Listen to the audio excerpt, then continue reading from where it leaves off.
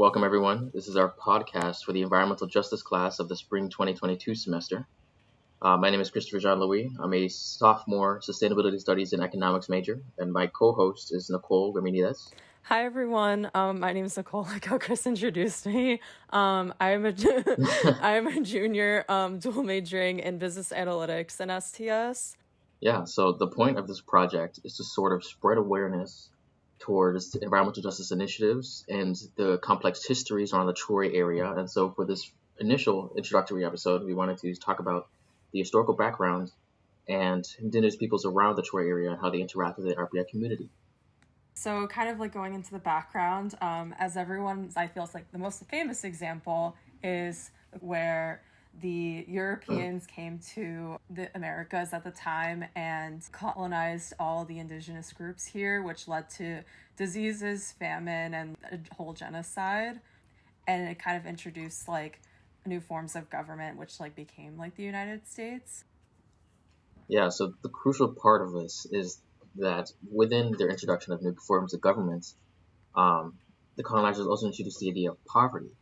When you consider indigenous peoples before colonization, they were sort of just coexisting between tribes. There was some spouts of warfare, but mostly they essentially existed as they were, sovereign, free, and independent, until the colonizers came and introduced the idea of poverty by claiming if you don't own farmlands, if you don't breed livestock, if you don't participate in a fur trade, or if you don't actively trade with this type of currency, then you're impoverished. You have no resources. You're less than a lot of us because we have riches, and you have no means for travel. And so this idea of poverty chipped away at a lot of the core indigenous aspects of self-determination by forcing them to relegate themselves to the capitalist system and sort of do away with their earthly connections to conform to whatever economic ideals that they're being pushed towards, like co-opting nature for extractive industries, or just sitting quiet and letting the colonizers continue to ravage their lands. So when we talk about Columbus colonizing the United States, we really need to center on the relationship between indigenous peoples and how they interacted with their environment post-colonialism, because there's, of course, that lack of self-determination and consent and how they were represented, how their political power evolved after their invasion, exploitation, and the colonization of their lands, and how this prioritization of economic growth and opportunity over the traditionally indigenous love for nature created the polluting industries and economic gain for top capitalists that sort of plagues industries and the Troy area today.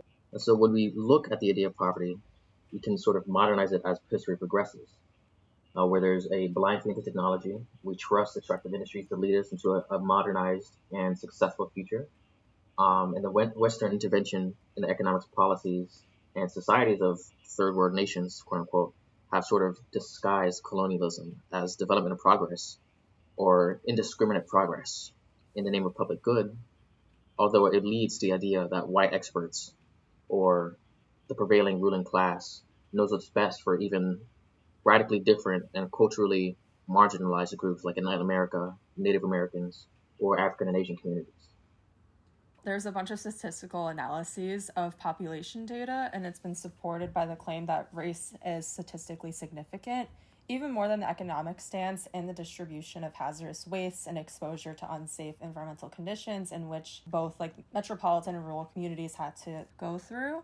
And with the EPA, the Environmental Protection Agency, they approved the delegation of environmental regulatory authority to only federally recognized tribes, leading to the deprivation of rights and self-sovereignty and perpetrating systemic and environmental racism within these groups. Overall, and just like in short of what we were talking about, environmental injustice is strongly correlated with the consequences of late-stage capitalism. So if we want to look deeper into how Indigenous history interacts with RPI and the story of Troy, we can look very closely to a nearby tribe called the Akwesasne Nation. They extend across both the United States and Canada. They're located between the borders of New York, Ontario, and Quebec. And this has been both a delight for them who would like to engage in multicultural, intergenerational celebrations of their culture and their place within society, but it's also been incredibly problematic because they're laced between multiple municipalities, 2 or 3 sovereign governments, the United States, Canada, and their tribal nations.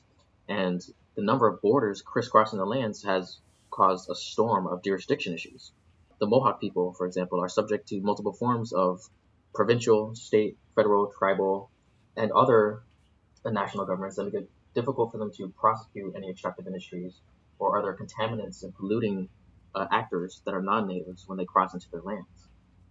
So one of the key contamination stories that we can look to when we talk about the Akwesasne are the PCBs and toxic ecologies that are introduced to their territory during the 1980s because of polluting industrial plants from General Motors, Reynolds Metals, and Aluminum Company upon their leasing of private and public tribal lands for their extractive purposes.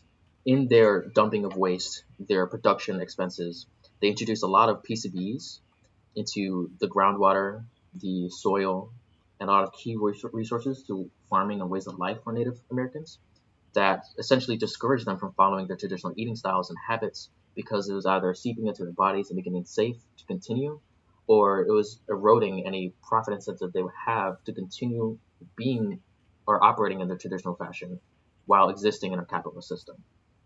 So, for instance, the Akwesasne community has been warned against eating fish from the St. Lawrence River, mostly because they're hesitant to consume locally grown produce because they like to maintain their sustainable indigenous practice, but they are now unable to support a significant amount of farms in their contaminated soil. If they were to continue, this would lead to an increased consumption of processed food, continued lack of trust in government entities, and gaps in cultural knowledge between generations because they are now unable to practice the beliefs or coordinate with federal governments to sort of clean up their sites without extreme oversight and the funding that they have rarely ever had. Yeah, and to following that, like this contamination of the land and water, like directly impeded on the Mohawk people's traditional way of life, endangering their deep connections with nature and like food sovereignty and leadership, which all like goes down to like their well-being, both emotional and physical well-beings. Despite the ongoing political, social, and ecological challenges faced by the Akwesasne people, the community has continued its resilience in restoring its traditions, health, and environmental relationships through programs such as like that are related to like agricultural and gardening, engaging in community-based participatory research, and funding for cultural, land, and water restoration through the framework of the individual, social, and political bodies. Going into like the community-based participatory research, it was typically conducted in such a way that like separated those subjected to the research from the scientists and officials managing the project due to like the differing expectations and standards of environmental knowledge for Native peoples and government-funded agencies. Thus, community-based participatory research has been favored over conventional methods so that the Indigenous populations could have more power over how their data about environmental health is gathered and used, so that like scientists won't have to like, I guess, like take advantage of that or like make it biased. And like some examples are like the Akwesasne Task Force on the Environment. They focused on converting the community back to their traditional diets. And then another example is We Are Planting Good Seeds. That group works to develop community gardening and agricultural projects. And then like one more example, the Natural Resource Damages Assessment. They collected and analyzed data and information to assess the extent of ecological harm, cultural injury, and loss of natural resources in the Akwesasne. This led to a $20.3 million settlement in 2013 for compensation restoration, which made like the new fish adversaries encourage the safe consumption of traditional foods for these indigenous groups. Yeah, and there's a lot more nearby and close to home communities of indigenous peoples that we could look at to understand where RPR falls in a lot of these issues. One place that's actually in Troy is the organization called Friends of the Mehicantuck. The Mehicantuck were the Mohicans were Native people that were very steady inhabitants along the Hudson and around the upstate capital region area. But now, after they've been driven off their land by colonizers and the industrial north, the Friends of the Mehicantuck are operating as an organization that opposes the development of specifically 1011 2nd Avenue in Troy and use that position to fight to protect one of the last untouched waterfront environments in the city. The land that they seek to protect is historically and culturally significant to them and other peoples around the Mehicantuck River Valley, which now has been called the Hudson River Valley. And to sort of combat or sort of reassert their place, they proposed 3 4-story apartment buildings, clubhouse, boat docking areas, and underground parking lots in opposition to similar industrial plans, because this would cause the destruction of property and a lot of the historical artifacts that are either within the ground or centered around this area. There's also the Anthropocene Alliance. The Friends of Mehicantuck are part of a larger coalition of movements across the country, which is, named the Anthropocene Alliance. And their goal is sort of to take the concept of anthropogenic climate change, meaning it's essentially a field of study that studies how climate change has been caused and progressed by humans at such an unprecedented scale by our industrialization, our economic growth, or social instability. And they try to fight back against this development in the name of environmental and social justice, especially for disproportionately impacted communities, by looking to sort of disinvest from these damaging initiatives and recenter it around more helpful communities. So, for example, in the 4 years since our founding, the Anthropocene Alliance has grown to more than 100 members, with 3/4 being from priority or marginalized or environmental justice deemed communities, 78% of which are led by women. There are 57 communities of that number that have now been matched with pro bono scientists, lawyers, policy, and technical experts and artists, which are valued at the support of $3 million, but are also crucial in reorienting the legal, political, and social fight towards reestablishing a pure and clean environment or protecting native lands from further exploitation.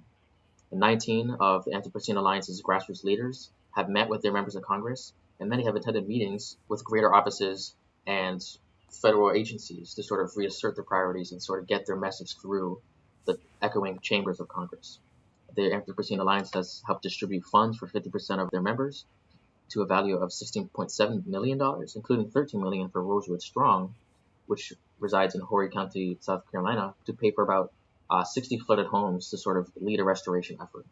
There are 6 A2 communities and their cities that have been matched with the U.S. Army Corps' Silver Jacket Engineers to receive floodplain management assistance, and 5 more have been matched with planners and engineers from the National College Sea Grant Program to sort of, again, lead that restoration and environmental protection goal. In the last 12 months, the AA has made over 108 introductions between members and the media to spread their message. In October 2021, they connected the Gullah Geechee Sea Island Coalition to ABC's Nightline program for a 40-minute broadcast that was beautiful, powerful, and seen by about 900,000 viewers.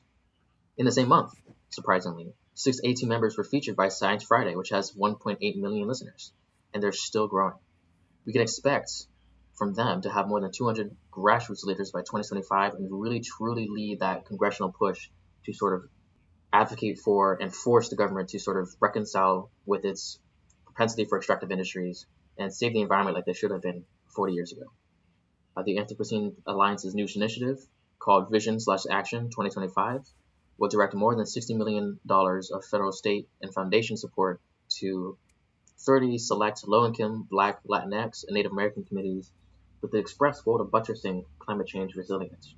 The initiative is also intended to highlight the need to change federal, state, and municipal programs to make them more equitable and effective, so that even if we fail, a lot of these people will be better off than when we started.